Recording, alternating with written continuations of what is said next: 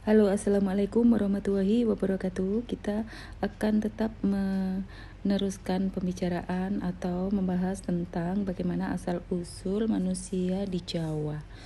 Asal-usul manusia di Jawa jauh sebelum Masehi ya teman-teman. Jangan terpaku pada sejarah selama masa kolonial Belanda selama 300 kurang lebih 350 tahun, jangan ya. Jauh sebelum itu, jauh sebelum 0 Masehi ya. Jadi sebelum Masehi itu kita harus mencari tahu sejarah yang kebenarannya itu seperti apa dan sesungguhnya asal mulanya itu seperti apa, peredaran manusianya dari awal sampai dengan masa Nabi Muhammad SAW itu seperti apa, patut kita pelajari lebih lanjut dari literatur dan dari kitab-kitab kuno, dari dalam Nusantara maupun dari luar yang telah tersimpan di museum-museum terkenal di seluruh dunia. Kita harus mencari tahu teman-teman, dan kitab-kitab kuno yang berbahasa Sanskerta atau Jawa kuno ataupun berbahasa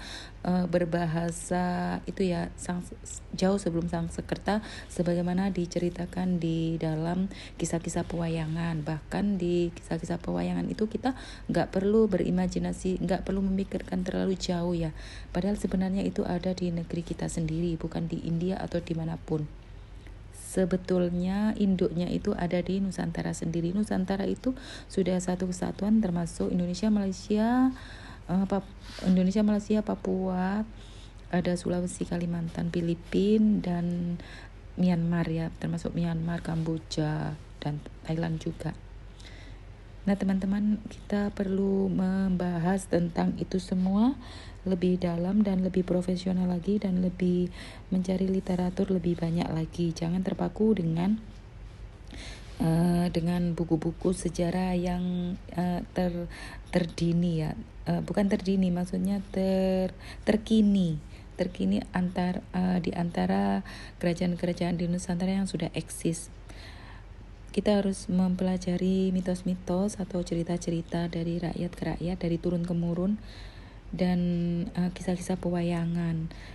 Itu kisah asal mula dari suatu daerah tertentu di seluruh Nusantara yang lebih otentik dan lebih turun-temurun dan lebih nyata gitu ya teman-teman. Tetapi tidak dibukukan sejauh itu.